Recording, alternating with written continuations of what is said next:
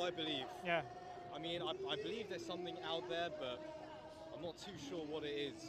I mean, I can't deny there might be like a spiritual dimension to the fabric of the universe, but you know, I don't really hold any sort of like religion or belief myself. I'm open, you know. The way I ground the conversation is by asking a question that where would you say the universe matter came from? And please don't say it doesn't matter. Good one, good one, good one. Where, like, how was it all created? Like, Yeah, where did it come going from? all the way back. Right. Well, I'd say, well, there's obviously the Big Bang Theory. You know, Yep. there's that, and there's the whole theory. You know, the universe was created by this collection of atoms and these events occurring spontaneously. So I'm going to pause you there. Big Bang Theory, yeah? So that implies the universe was created. Do you believe the universe was created? Must be, because that's the most popular scientific theory. I mean, it's definitely a It possibility. began to exist. I mean, it's definitely a possibility, but what I'd say to that is, you know,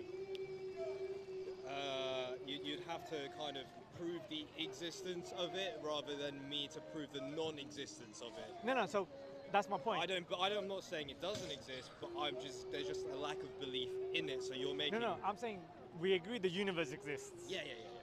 And I'm saying that science has proved, quantum mechanics and scientists have proven the universe has begun to exist. It came into existence. You mentioned the Big Bang. Yeah. So that implies something that poured into cause. Yeah. So the Big Bang, what caused the Big Bang? And my claim would be it was caused by something uncreated, something all-powerful, all-knowing that put the universe into motion. Yeah. You said something earlier on. You said about atoms appearing or something. What did you say? Sorry. Well, obviously the Big Bang Theory. So you know, it's a collection of events that led to this spontaneously. Spontaneous, but I'm saying you can't give me a single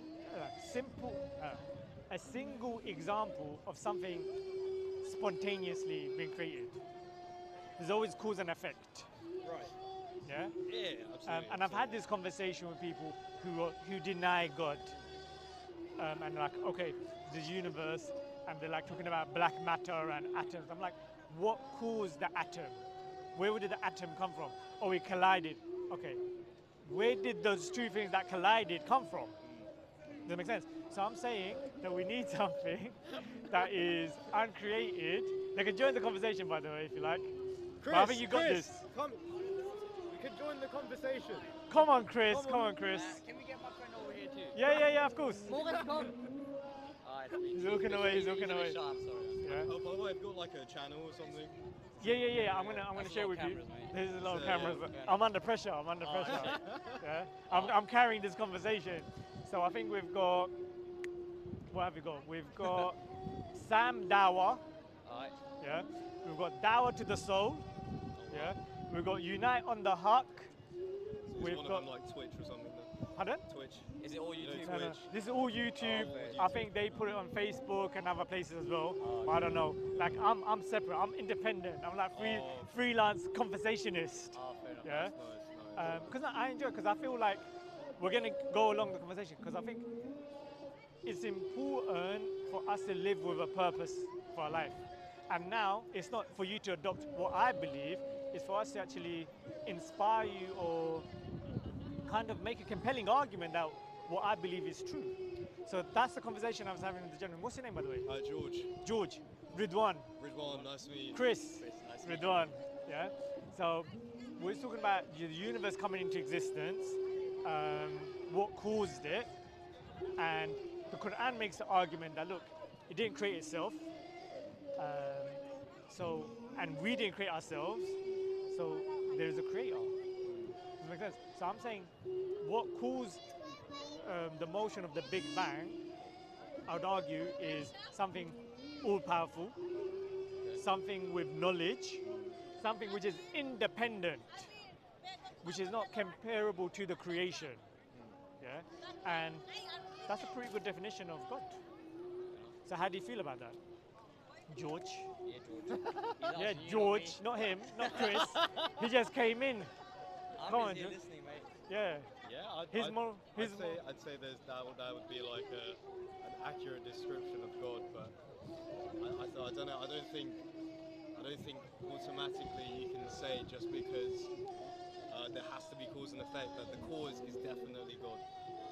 I don't think it's like an axiomatic truth that That's I fine. think that has to be proved. You can't just say that because we don't know. It has to be this. What is your criteria for proof?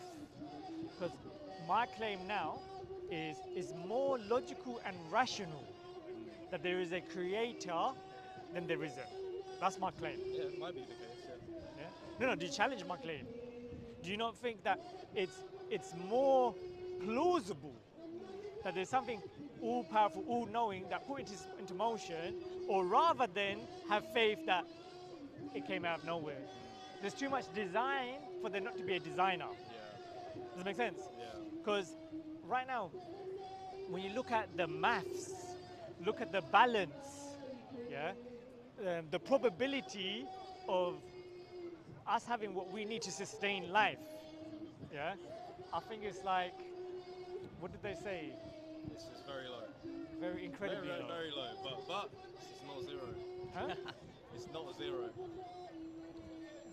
How many zeros does it need to be before? It's not plausible.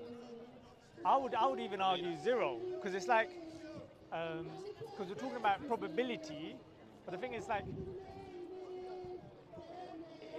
it's unfathomable, because you can't give me an example of something coming from nothing.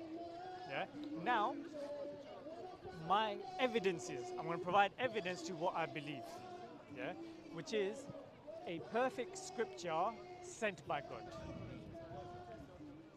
How difficult is it to prove something's not perfect? If there's a flaw, if there's a mistake in it, it's not perfect. You can prove it easily, isn't it? Right. Yeah. Yeah? So the Quran, which I've just handed them out, is perfectly preserved. Yeah? Perfectly preserved. Yeah? The message is perfect. The content is perfect. Yeah? Now, preservation. In the UK, in Birmingham, we've got, if you type in Quran and Birmingham, you get the manuscript which is carbon dated to the time of the Prophet Muhammad. He spoke Arabic. The Quran is in Arabic. Yeah? Carbon dated to his lifetime, so nothing, it hasn't been changed. How do you feel about that? I don't really feel any particular way about it. It's mind-blowing, isn't it? It's a bit 14, how can you preserve a book for 1400 years and not have anything change? Because that's not even our primary source of preservation. Our primary is an oral tradition of memorization. So we happen to have it in writing, but it was actually passed on through the final messenger from East London. I feel like going there and zooming into it. Everything's happening. So you've got. Oh, there's actually fun. There's lots Now of there would be. Yeah, let's check it out. You're going to check out. Yeah, we're gonna Take go your check. camera. You might as well film it. We're here. Come back when you're done. Okay. Yeah.